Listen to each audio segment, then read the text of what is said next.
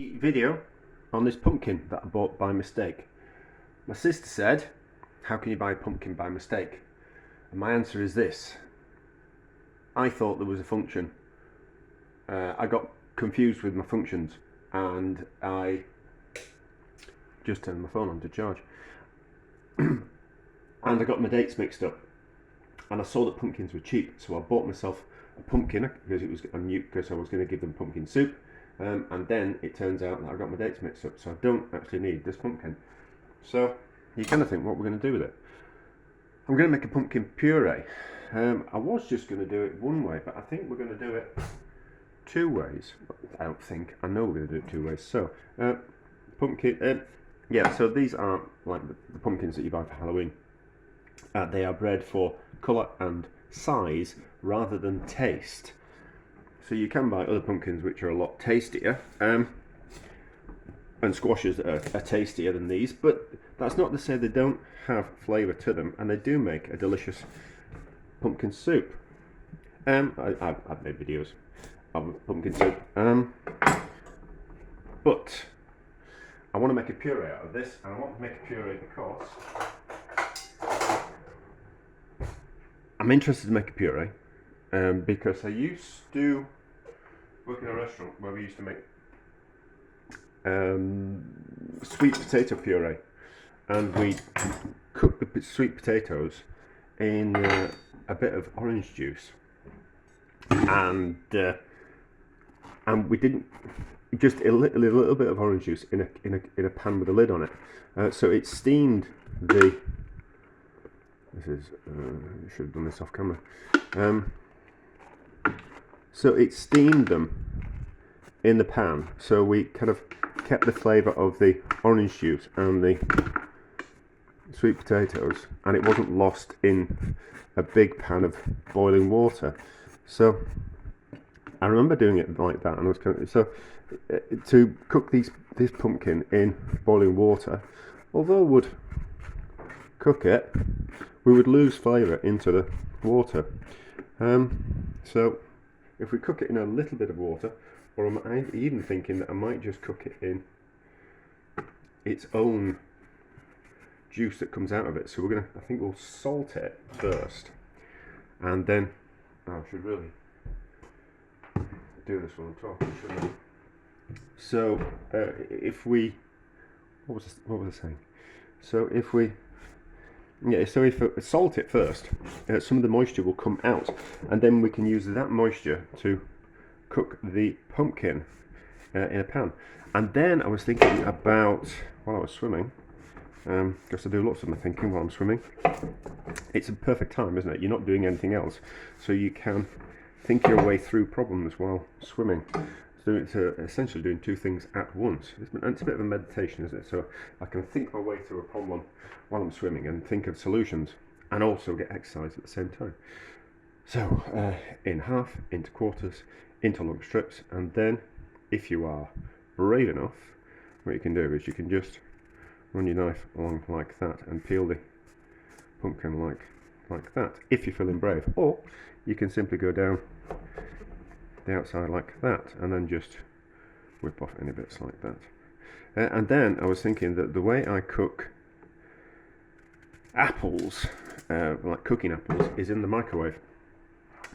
So no water, just peel and core the apples, slice them up, and then in a microwave proof dish, into the microwave, high power, and cook the apples that way. Because a microwave works on agitating the water molecules together, so the microwave hits water molecules, and if you imagine that these are water molecules, my two fingers, what happens is it agitates them, so they rub together, and as they rub together, they obviously produce heat, and then heat allows the moisture to then steam things in the microwave more than anything else. That's why you can't warm up dried things in a microwave, because there's no water molecules in the dried thing for the we should really test that, shouldn't we?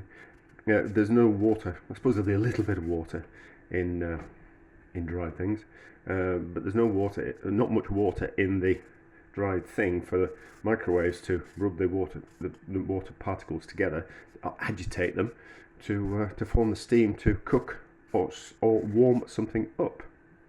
So, but it should work because these are quite full of water, to say the least. It should work with pumpkins as well. It should work with all vegetables really, but I think there's a sufficient amount of liquid in a pumpkin that it should work the same as an apple. And also, so if, we'll put a little. Yeah. So I was kind of oh no. I was thinking if we salt them beforehand, it makes it savoury, doesn't it? But I suppose if we were making something like a pumpkin puree for pumpkin pie, you could just use it instead of salt. You could use a little bit of sugar, because sugar draws the moisture out of things as the same way that salt does. So we're now at the stage of we've done half pumpkin, haven't we? So we don't. I think that's all I kind of wanted to talk about at the start of the video. So what size pan are we going to? I don't want too big a pan. Let me find a pan and I'll pause for a change instead of banging around in the cupboards. Right, I have found a suitable pan. So we can either chop on the board or we can just do like that. Just, the smaller we chop them, the quicker it will cook. But I mean, but then we spend all our time making something smaller. It's you know, even though it's going to cook quicker, which is fuel, but we've wasted more time by chopping it smaller. Whereas we can just do about this size. It'll be small enough, and then so a little bit of salt, because I'm going to use, it's going to be a savoury thing, so just mix it around, and then the salt will draw out some of the liquid, and then we'll do the same with the other half pumpkin, and we'll put that in a microwavy. How does Nigella say it? I forget. We'll do the same with the other one. Now, so I want to make a puree because I don't want it to take up loads of room in the freezer. So if we cook it without liquid, it will puree down, and we don't have to. It won't take up space lots of space in the freezer, because we're basically freezing water. We're just freezing the actual pumpkin flesh, and then we're going to see. I really should have. Yeah, I mean, through the cooking process, we're going to evaporate off some liquid anyway, so it will concentrate even more. It won't necessarily happen as much in the microwave because the microwave's got a door on it. But every time we take the lid off the pan, the steam will escape. So we should be back when I have chopped and put things in microwaves and allowed liquid to cook the salt to seep some liquid out, which it's doing already. So it should be successful. So let's just get this lead out of the way. I have salted and I have weighed as well. So we have got 1.5 kilos ish of pumpkin in this one, and then we've got a kilo of pumpkin in that one. That's going to go in the microwave. This is going to get cooked on top of the stove. I don't know if you can see. I don't know if you can see, but there is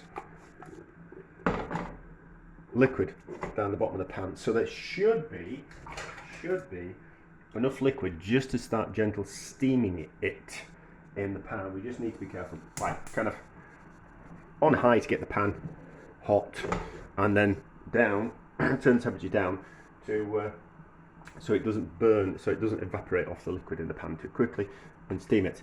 Now the thing about salting is that it's going to draw out the moisture, but it's also going to start to like pickle it, so it will toughen it up as well. So we just need to start off the liquid coming out with a little bit of salt, but not leave it too long, that it will toughen up the vegetable. Although sometimes we actually want to do that. Sometimes we actually want to firm up vegetables, and sometimes we want to firm up things like fish as well, but draw out a little bit of moisture by seasoning the fish beforehand, and then the water kind of comes out of it. So this in the microwave, that on the top of the stove, and we're back when they're starting to cook down. They are cooked. It worked. It worked. I don't know why I'm surprised, but it did. So let's just give them a taste. Now, what I have noticed is that there's lots of liquid in there, and we could strain it off, but I suspect there will be lots of pumpkiny flavour in that liquid there, the water. A little bit, but not loads. So how does the pumpkin taste? It's alright, I suppose we could. I'm just cooking something else at the back of the stove, so I just need to turn it down. So what was I going to do? We'll weigh what's in that, for one thing. And then what we'll do with this one is that I suppose I really should have, when I saw the liquid coming out of the pumpkin, I should have left the lid off, and then it would have cooked and evaporated off some of the water. But what we can do now is we can turn the temperature up, and we know that it's not going to stick for a while because there's quite a lot of liquid in there. So we can evaporate off some of that liquid in there, and we'll puree that one down. So we'll weigh how much is in there, and then we'll kind of see what kind of consistency we get out of it. So we'll puree that, hard boil that, evaporate off some liquid, and then we'll get an idea of what kind of puree consistency we get, and then kind of work out which is better to do, in the pan or in the microwave. They took about the same amount of time as in the microwave or on the top of the stove. So I don't know which is cheaper to run. I don't know if it's cheaper to run the microwave or it's cheaper to run the gas on top of the stove. But that's not what this video is about. So I'm back in a minute. So I've pureed that down about as much as I want to do. I think anything more than that could take it further. There is still some liquid in there, but I don't want it catching on the bottom while I'm not paying attention. So we'll puree it, and we'll be back with the results. Alright, so we're back. That now weighs 1 kilo and about 60 grams.